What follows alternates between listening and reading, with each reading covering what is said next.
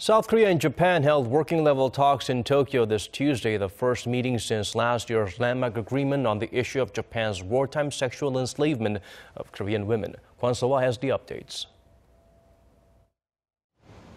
South Korea and Japan convened for working-level talks in Tokyo on Tuesday, their first meeting since they came to an agreement on the so-called comfort women issue last year.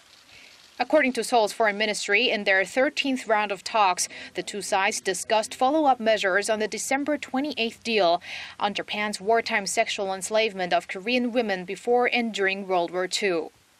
The meeting was led by the foreign ministry's newly appointed Director General for Northeast Asian Affairs, Chung and his Japanese counterpart, Kimihiro Ishikane.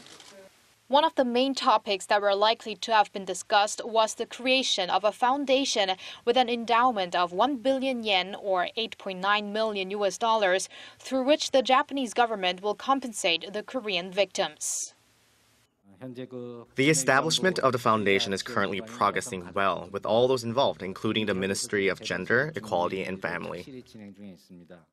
Meanwhile, a UN panel on human rights issues in Geneva on Monday praised Seoul and Tokyo's recent agreement, saying Japan has made significant steps toward apologizing and taking responsibility for the issue.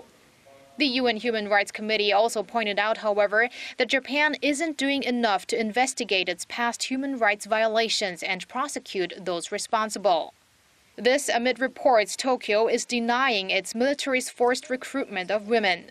It submitted a report to a UN committee last month saying Japan is unable to confirm evidence of coercion. It took more than 2 decades for South Korea and Japan to come to an agreement on the comfort women issue. 46 victims were alive when the deal was struck in December. Less than 3 months later, 44. Reflecting the urgency of the situation. Kwon Soa, Arirang News.